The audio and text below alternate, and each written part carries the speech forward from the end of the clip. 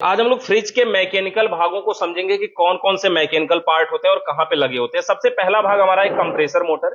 ये सबसे महत्वपूर्ण भाग है और ये हर फ्रिज में यहाँ पे पीछे की साइड में ही लगा रहता है। हमारे यहाँ पे दूसरी फ्रिज भी है, इसमें देखेंगे ये इन्वर्टर मॉडल फ्रिज है, इसका कंप्रेसर मोटर यहाँ पे लगा हुआ है। कंप्रेसर का कार्य होता है गैस को एक स्थान से दूसरे स्थान तक पहुंचाना, मतलब गैस को ये एक साइड से खींचता है, दूसरी साइड से फेंकता है। ये सबसे पीछे सब लगा होता है, सबसे महत्वपूर्ण पार्ट होता है। और कंप्रेसर में तीन लाइनें होती है, सक्शन लाइन, डिस्चार्ज लाइन और चार्जिंग लाइन। और देख के कैसे पहचाने कि कौन सी लाइन है, तो एक लाइन देखेंगे फ्रिज के पीछे ऐसी बंद रहेगी। अब ये जो बंद लाइन है ये चार्जिंग लाइन है, इसमें एनआरवी वाल्व लगा होता है। और कुछ फ्रिजों में जब ये कंपनी का रहेगा, जब ये नया रहेगा तो ये पिंच रहता है, मतलब दबा हुआ रहता है, ये वाल्व यहाँ पे नहीं लगा रहता। तो ये हो गया इसकी चार्जिंग लाइन। और इसका कार्य होता है, इससे हम गैस चार्ज करते हैं, ऑयल चार्ज करते हैं। कंप्रेसर मोटर को जब हम चालू करते हैं, ये गैस को यहां से डिस्चार्ज लाइन है, ये डिस्चार्ज लाइन से फेंकता है।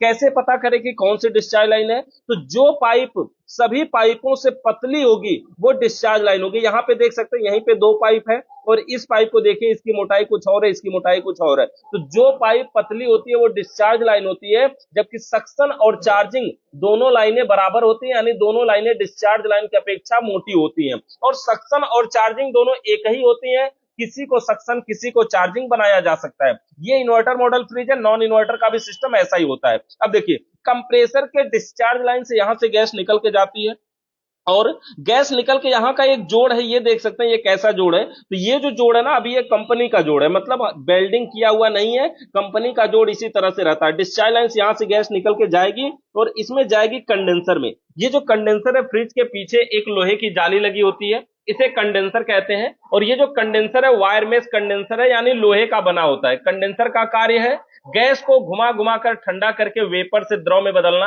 यानी कि भाप को पानी बनाना। और कंडेंसर के द्वारा किया गया कार्य कंडेंसेशन कहलाता है, जिसे हिंदी में संघनन बोलते हैं। यानी कि वेपर को द्रव में, यानी भाप को पानी बनाने की क्रिया को संघनन बोलते हैं, यानी कंडेंसेशन बोलते हैं। और कंडेंसर के बाद यहां से जब गैस निकलती है, यहां पे देख सकते हैं गैस यहां से बाहर आती है और इस तरह से कंडेंसर में, इस वाले में देखेंगे कंडेंसर ऐसे नीचे से घूमने के बाद फिर ये कंडेंसर की पाइप है, यहां से निकल करके अगला पार्ट यहां पे लगा हुआ है, ये है फिल्टर।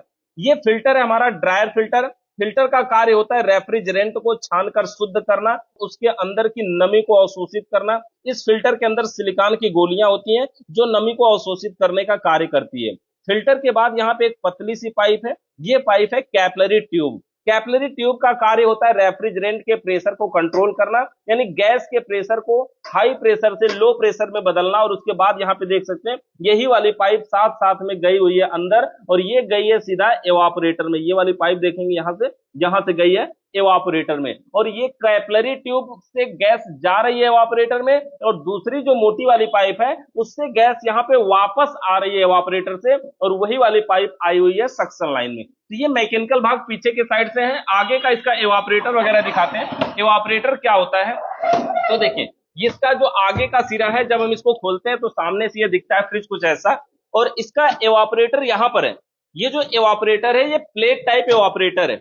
इसमें देखिए ये एवापोरेटर हमने एक बाहर से रखा हुआ है, ये एवापोरेटर वही वाला एवापोरेटर है, बस इसकी बनावट में थोड़ा सा डिफरेंट है। यहाँ पे देख सकते हैं एक कैपिलरी ट्यूब जोड़ने की जगह है और एक सक्शन लाइन की पाइप जोड़ने की जगह। इसमें ये जो लाइनें होती है ना, देखिए यहाँ से कैपिलरी ट्यूब से जब गैस अंदर आती है तो इसमें क्या होता है, ऐसे लाइनों से गैस घूमती है। ये जो उभरा हुआ भाग है मतलब ये पाइपें हैं, इसमें गैस घूमती है, यहां से गैस निकल करके जाती है। देखिए इस तरह से, इस रास्ते के साथ अगर हम दिखाएं तो देखिए ऐसे ऐसे करके रास्ते पे जाती है, यहां से होकर के ऐसे, और फिर यहां से घूम करके ऐसे, कुल मिला के ये फाइनल घूमते घूमते घूमते घूमते लास्ट में यहां से बाहर निकलती है। और ये ही पाइप है जो सक्शन लाइन में जाती है, यानी कंप्रेसर मोटर की। यहाँ पे लगा हुआ है एवापोरेटर। यहाँ पे अपने वाले फ्रिज में, इस वाले में दिखाते हैं, देखिए ये जो फ्रिज है नॉन इन्वर्टर है, इसमें भी ये कंप्रेसर मोटर है। उसके कंप्रेसर में, इसके कंप्रेसर में थोड़ी साइज का भी डिफरेंट है, आपको पता चल रहा होगा कि वो इन्वर्टर मॉडल है, ये नॉन इन्वर्टर मॉडल है। अब नॉन इन्वर्टर के में भी उसी तरह से तीनों लाइनें होती हैं। जो पाइप पतली है वो डिस्चार्ज लाइन है, और जो पाइप मोटी है वो सक्शन लाइन या फिर चार्जिंग लाइन। यहाँ पे देख सकते हैं ये वाली पाइप मोटी है, इसके पीछे दूसरी वाली पाइप देखिए वो पतली है। जो पाइप आपको मोटा या पतला देखना है वो कंप्रेसर के बिल्कुल जड़ में देखना है, ये ध्यान देना। ऐसा ना हो कि आगे कोई पाइप पतली जोड़ी गई हो तो आप इसको देख रहे हो, ऐसा नहीं है। जो कंप्रेसर से निकली हुई पाइप है उसे देखना है। तो जो पाइप पतली है वो डिस्चार्ज लाइन है, और जो मोटी है वो सक्शन या फिर चार्जिंग लाइन है। तो ये लाइनें हैं। अब इसमें देखिए डिस्चार्ज लाइन से यहां से गैस निकल के जा रही है, और यहां से निकल करके जा रही है, देखिए इस रास्ते से ऐसे जा करके ये कंडेंसर में। कंडेंसर यही है, गैस को घुमा घुमा कर ठंडा करके वेपर से द्रव में यानी भाप को पानी बनाएगा। वायर में कंडेंसर लोहे का बना होता है। ये जो कंडेंसर होता है ना, इसकी लाइनों को भी ये गिना जा सकता है। जैसे देखिए 1 2 3 4 5 6 7 8 9 10 11 12 13 14 15 16, ये 16 लाइन का कंडेंसर है। वैसे ये 16 लाइन का ही अधिक प्रयोग किया जाता है। 16 लाइन, 18 लाइन या फिर 21 लाइन, ऐसे करके 20 लाइन, ऐसे करके ये कंडेंसर प्रयोग किए जाते हैं।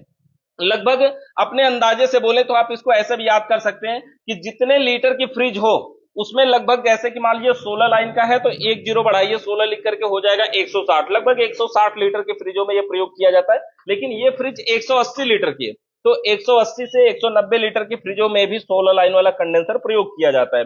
अब कंप्रेसर कंडेंसर के बाद जब गैस निकलती है तो यहां से आएगी फिल्टर में। ये जो फिल्टर है ड्रायर फिल्टर है। इसका कार्य है रेफ्रिजरेंट को छानकर शुद्ध करना। इसमें सिलिकॉन की गोलियां भी होती है जो नमी को अवशोषित करेगी, और ये कैपिलरी ट्यूब जो रेफ्रिजरेंट के प्रेशर को कंट्रोल करेगा। ये कैपिलरी ट्यूब चेंज किया गया और यहाँ पर देख सकते हैं कैसे, यहाँ पर क्या है कि ऐसे ऐसे लपेटा गया है। इससे कोई दिक्कत नहीं है। इसको हीट एक्सचेंज बोलते हैं, क्योंकि इवापोरेटर से जब गर्मी आती है और कैपिलरी ट्यूब से ठंडी जाती है, कुल मिलाकर के हीट एक्सचेंज होता है, ताप परिवर्तन होता है, इसलिए ऐसा कर दिया जाता है। ये नहीं किया जाए तो भी कोई दिक्कत नहीं है। तो इस तरह से कैपिलरी ट्यूब है। और जो कैपिलरी ट्यूब फ्रिज में प्रयोग की जाती है उसकी लंबाई होती है 8 से 12 फीट। इसलिए ये कैपिलरी ट्यूब की साइज देखिए, यहीं पे इतना घुमा घुमा करके लपेटा गया ताकि आधी साइज यहीं एडजस्ट हो जाए, क्योंकि पूरी फ्रिज ही 4-5 फीट की है जिसमें 12 फीट की कैपिलरी ट्यूब लगी है। इसलिए इसकी दूरी को एडजस्ट करने के लिए यहाँ पे देखिए, और फिर इसके बाद कैपिलरी ट्यूब की पाइप को इधर से लेके गया हुआ है। पहले जो कैपिलरी ट्यूब थी और ये जो सक्शन लाइन की पाइप थी वो बॉडी के अंदर से थी,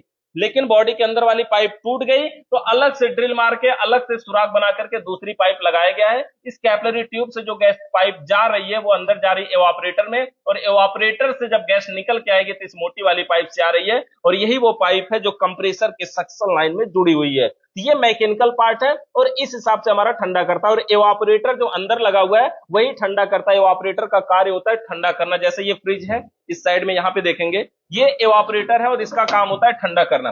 पूरी फ्रिज में सिर्फ एवापोरेटर ठंडा होता है और कुछ ठंडा नहीं होता।